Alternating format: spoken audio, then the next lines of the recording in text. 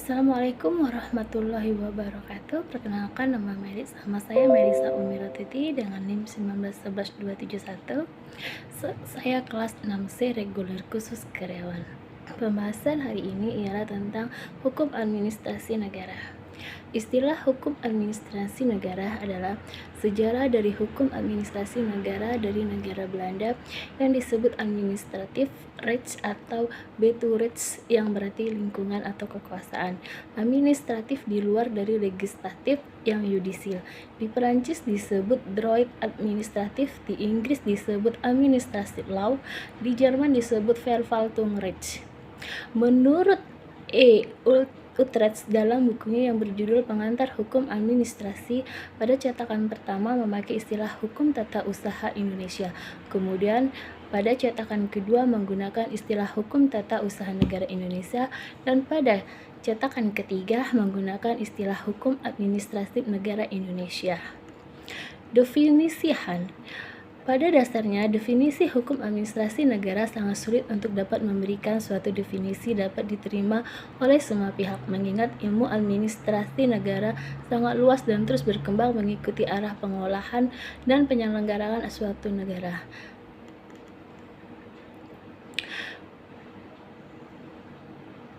Menurut R. McIver dalam Inu Kencana Syafi'i 2003-135, pemerintah itu adalah sebagai suatu organisasi dari orang-orang yang mempunyai kekuasaan. Bagaimana manusia itu bisa diperintah, bahkan ia juga melihat pemerintah sebagai suatu perusahaan besar dari segala perusahaan yang ada. Sedangkan menurut Samuel Ewart Weiner dalam Inu Kencana Syafi'i, pemerintah harus mempunyai kegiatan yang terus-menerus atau proses di wilayah negara tempat kegiatan itu berlangsung, pejabat yang memerintah, dan cara, metode, serta sistem dari pemerintah terhadap masyarakatnya. Berikut adalah beberapa pengertian hukum administrasi negara yang berasal dari penulis rangkum dari berbagai macam sumber. 1. Menurut R. Abdul Jamali, hukum administrasi negara adalah peraturan hukum yang mengatur tentang administrasi, yaitu hubungan antara warga negara dan pemerintahan yang menjadi sebab hingga negara tersebut berfungsi. 2. Menurut J. H. A. Logeman, hukum administrasi negara adalah hukum mengenai hubungan-hubungan antara jabatan-jabatan satu dengan lainnya, serta hukum antara jabatan-jabatan negara itu dengan para warga masyarakat.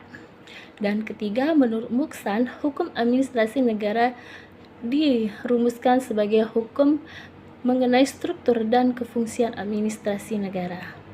Mengenai ruang lingkup yang dipelajari dalam studi administrasi negara, menurut Prajudi Atmosidirjo mengemukakan ada 6 ruang lingkup yang dipelajari dalam hukum administrasi negara, yaitu meliputi 1. Hukum tentang dasar-dasar prinsip-prinsip umum dari administrasi negara. 2. Hukum tentang organisasi negara. 3. Hukum tentang aktivitas-aktivitas dari administrasi negara, terutama yang bersifat yuridis.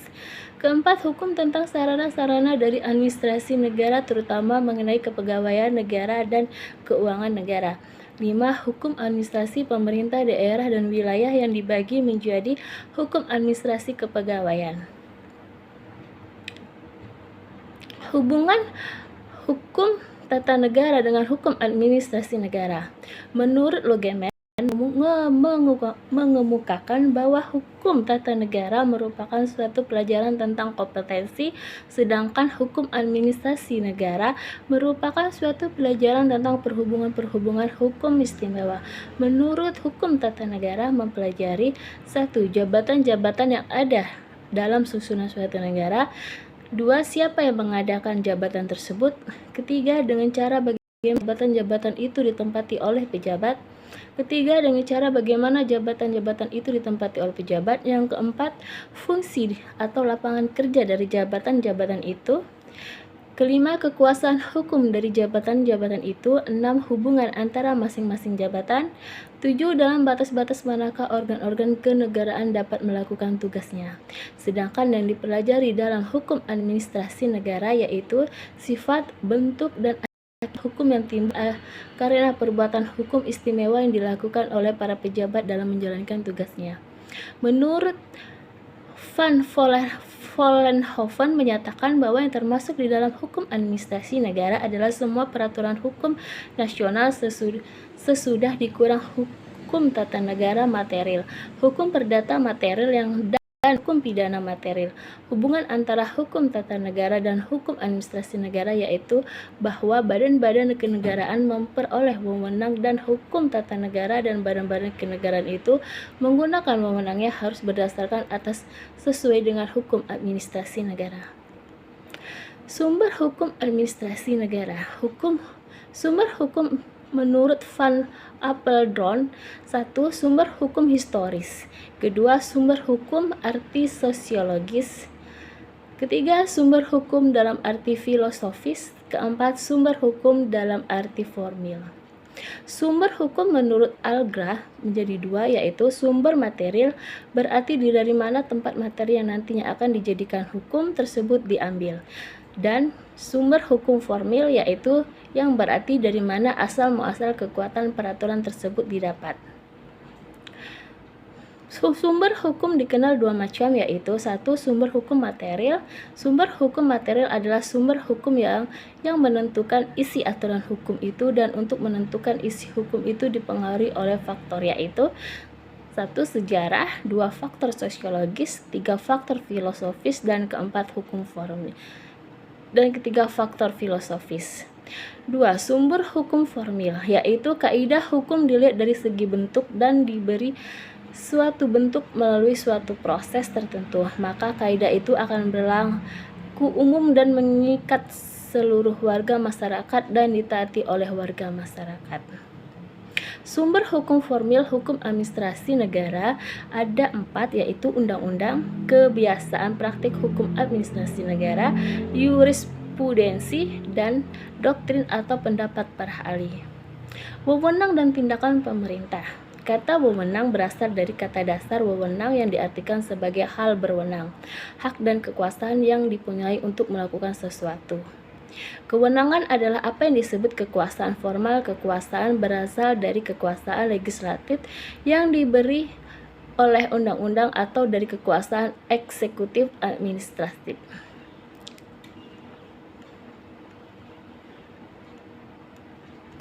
Wewenang sebagai konsep hukum publik sekurang-kurangnya terdiri dari 3 komponen, yaitu pengaruh, dasar hukum, dan komponen konformitas. Komponen pengaruh ialah bahwa penggunaan wewenang dimaksudkan untuk mengendalikan perilaku subjek hukum. Komponen dasar hukum bahwa wewenang itu selalu harus dapat tunjuk dasar hukum, dan komponen konformitas hukum mengandung bahwa adanya standar wewenang.